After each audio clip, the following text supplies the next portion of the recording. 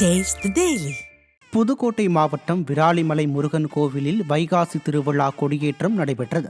ஆண்டுதோறும் இக்கோயிலில் 11 நாட்கள் நடைபெறும் வைகாசி விசாக திருவிழா விமர்சையாக கொண்டாடப்பட்டு வருகிறது. அதன்படி இந்த ஆண்டுக்கான திருவிழா கொடியேற்றம் ஞாயிற்றுக்கிழமை நடைபெற்றது. சுப்பிரமணிய சுவாமி, வள்ளி மற்றும் தெய்வானைக்கு கணபதி ஹோமம் மற்றும் சிறப்பு அபிஷேக தீபாராதனைகள் நடைபெற்றது. அதனைத் தொடர்ந்து கொடிக்கம்பத்தில் கொடியேற்றப்பட்டது. இதில் ஏராளமான பக்தர்கள் கலந்து கொண்டனர். சிவகங்கை மாவட்டம் சிங்கம்புணரியில் ஸ்ரீ சேவுக பெருமாள் ஐயனார் கோயிலில் 10 நாட்கள் நடைபெறும் வைகாசி பிரம்மோற்சவ திருவிழா காப்பு கட்டுதல் மற்றும் கொடியேற்றத்துடன் தொடங்கியது. இந்த விழாவில் சந்திரவீரன் கூடத்தில் இருந்து புறப்பட்ட விநாயகர் நகரின் முக்கிய வீதிகளில் வலம் வந்து கோயிலை அடைந்தார். பின்னர் சுவாமிக்கு காப்பு கட்டி முதலில் பிடாரியம்மன் சன்னதியில் உள்ள கொடிமரத்திற்கும் சேவுக பெருமாள் ஐயனார் சன்னதியில் உள்ள கொடிமரத்திற்கும் கொடியேற்றப்பட்டது. இந்த விழாவில் திரளான பக்தர்கள் கலந்து கொண்டு சுவாமி தரிசனம் செய்தனர்.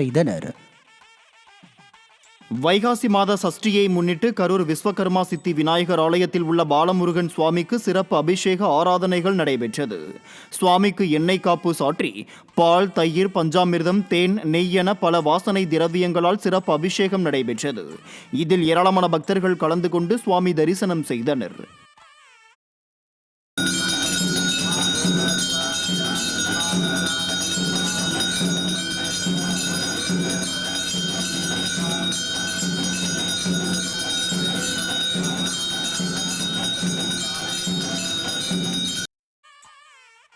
காரைக்கால் மாவட்டம் திருநள்ளாறில் உள்ள சனி பகவான் ஆலயத்தில் விசாக பிரம்மோற்சவ விழாவின் முக்கிய நிகழ்வாக ஸ்ரீ செண்பக தியாகராஜர் வசந்த மண்டபத்துக்கு உன்மத்த நடனமாடி எழுந்தருளும் காட்சி வெகு சிறப்பாக நடைபெற்றது.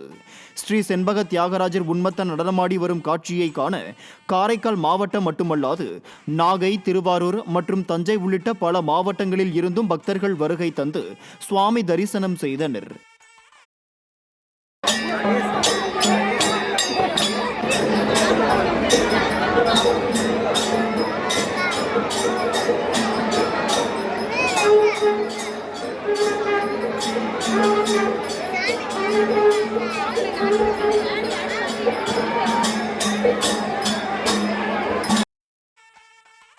திருவாரூர் மாவட்டம் நன்னிலம் அருகே மகா காலநாத சுவாமி ஆலயத்தில் சோமாசி நாயனார் யாக பூஜை வெகு சிறப்பாக நடைபெற்றது. வைகாசி மாத ஆயில்ய நட்சத்திரத்தில் தியாகராஜ சுவாமியும் அம்பிகை நீலோத்லாம்பாலும் சோமயாகத்துக்கு எழுந்தருள பூர்ணாகூதி தீபாராதனை நடைபெற்றது. இதைத் தொடர்ந்து தியாகராஜ சுவாமி, அம்பிகை முன்னோட்டம், பின்னோட்டம் நடைபெற்றது. திரளான பக்தர்கள் பங்கேற்று சுவாமி தரிசனம் செய்தனர்.